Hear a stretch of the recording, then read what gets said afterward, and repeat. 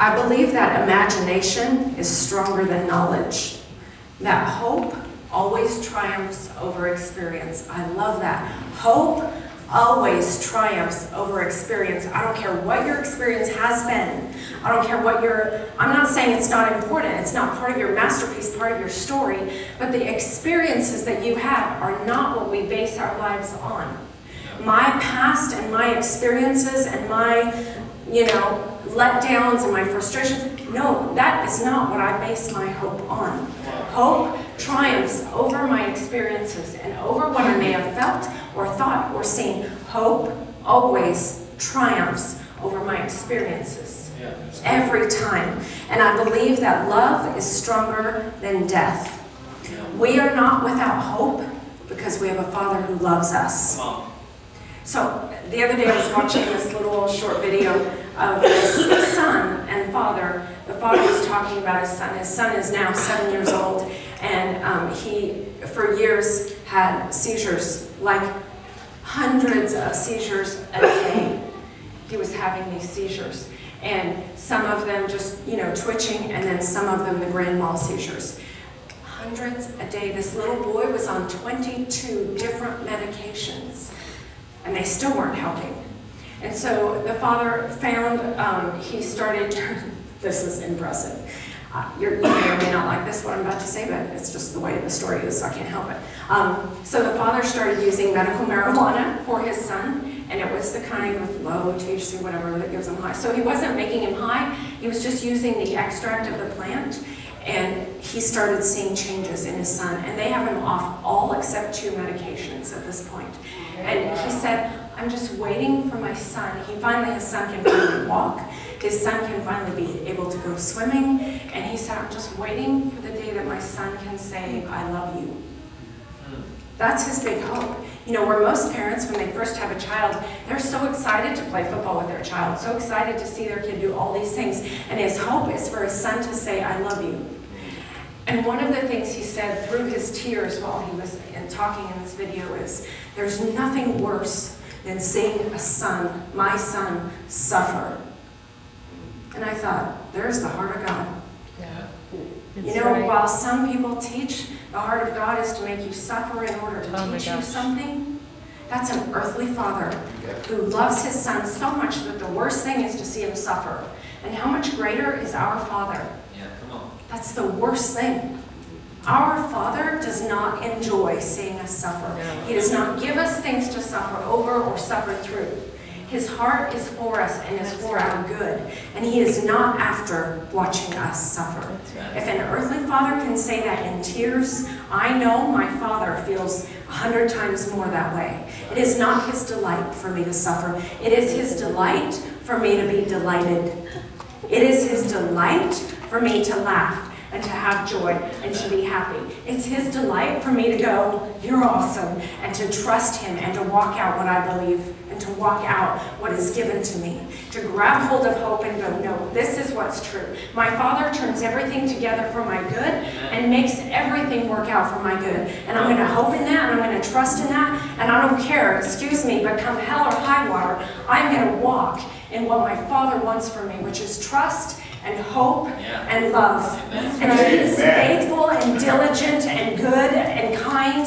And I'm not going to just believe that all the circumstances and all the experience talk to me about who he is. No, my Bible talks to me about who he is, not my experiences. His love is stronger than death in every situation, in every circumstance. Right? Father is good. Nothing is impossible. And he is after our good. And he does not want to see us suffer, but he wants to see us, he wants to see us happy. He wants to see us delighted. He wants to see us thankful and grateful and full of hope and walking out something different than everybody out there is walking out. I was in Walmart the other day and I'm like, oh my word, there are so many sad people around here. Right? Like these people are just walking through life in the most pathetic. And I'm not blaming them. I'm saying we have something different. When I'm walking through Walmart, I hope that I do not look like this. Mind you, I have. There have been moments I have, but I hope that I don't end up walking around like this everywhere I go out on the streets. No, I should look different. You all, every one of us should look different than all of that.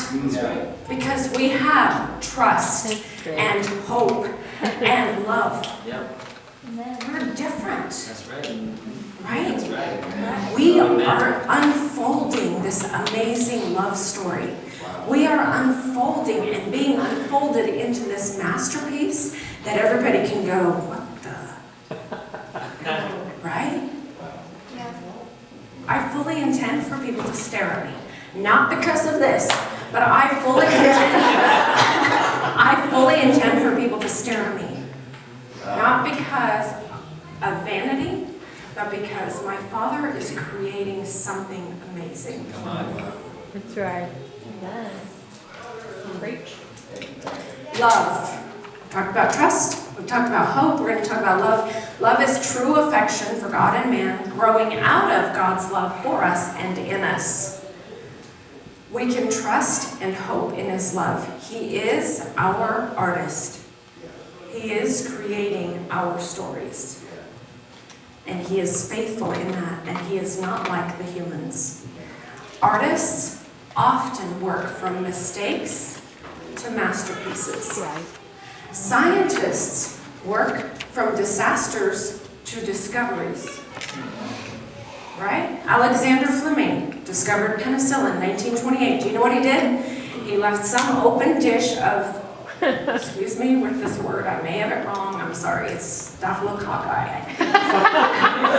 He left this open dish of staphylococci sitting by this open window. Mistake. He messed up. It was a disaster. When he got back, there was some sort of, because the window was open, whatever, there's some sort of weird mold growing on this stuff that he left out.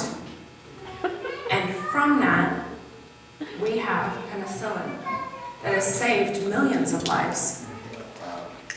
Right? Disaster, discovery.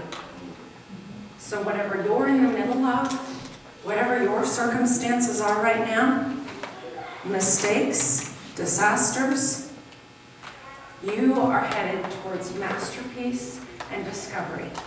You're headed towards something bigger and better than you thought you would have. That's good.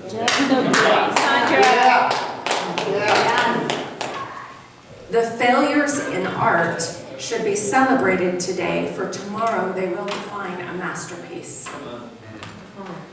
And art should surprise us, trading, violating customary valuations of things, and offering other unexpected things. Art is great when it offers something unexpected. Every single one of you has something unique about you, and some of you really unique. All of us have something unique that we own, that is ours. And more than anything, I want to see that in each of you. I want to see how you're different, how you're unique, because it's the unexpected that is delightful. It's the unexpected that makes people stop and go, interesting, right? The unexpected is huge. So for those of you who really enjoy being status quo, I'm saying stop it. I'm saying that you have been given something unique and creative. And to let that come out, and to let that stand out so that you can show off His love, His story in you. Right? Yeah. Status quo sucks. It just does. I don't mind that you don't, want to be way out there and way bizarre. But I honestly believe every single one of us has something unique. And that's what makes you art, and that's what makes you amazing. Is that piece in you that's unique. Yeah. Okay? So, we watched this last couple weeks, we watched Exodus. I know, some of you are, you're a Christian, you shouldn't watch it. Exodus was an interesting movie for sure, but one of my favorite things in the movie was Ramses, with his son, was in there, he's under the stress of the plagues and all the disaster going on, and he's in there with his son, and he's brushing his face with his finger, and he says, "You always sleep so well, my son." And then he says, "It's because you know you're so loved." We should be sleeping well because we're so loved. Yep. We should be happy and hopeful and trusting and resting well because we are so loved. The Father has not forgotten about you and has not forgotten about a problem that you're dealing with and has not forgotten about a cycle that you feel like is unending that you cannot get out of. The Father has not left you, is not away from you, is not avoiding you. He is not like the humans. The Father is taking care of every single piece that you need taken care of. There's hope. There's hope. Wherever you are, whatever you're walking in, there's hope. And you should be able to sleep well because you're so loved. I'm not talking just physical sleep.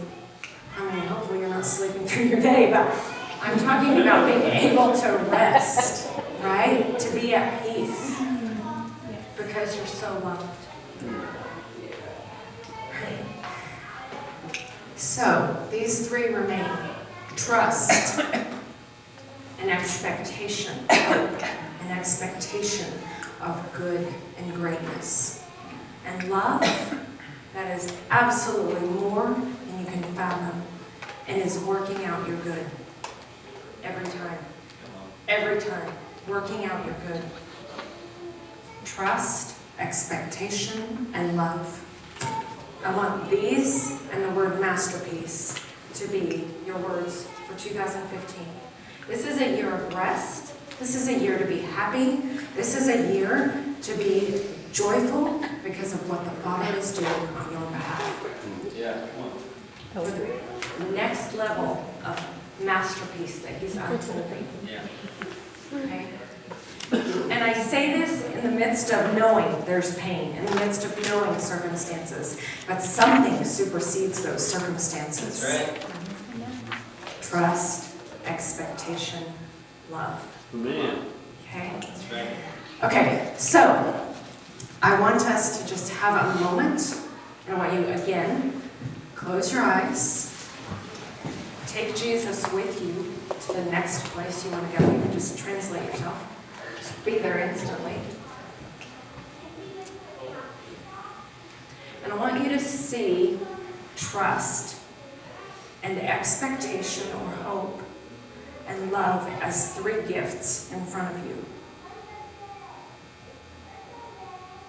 And I want you to grab hold of those, and I want you to open the package, the present that is those. And I want you to eat it.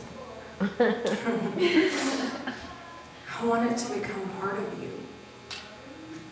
I want you to taste it. What does trust taste like?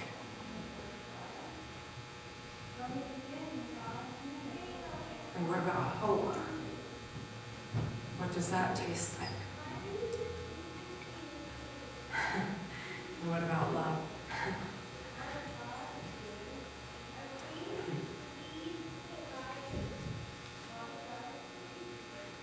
And I want you to turn to Jesus, and I want you to respond to Him for these gifts that He's given you.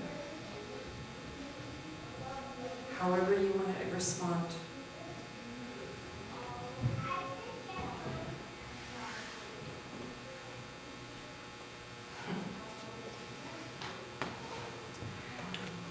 Father, I thank you so much for these gifts that you've given us.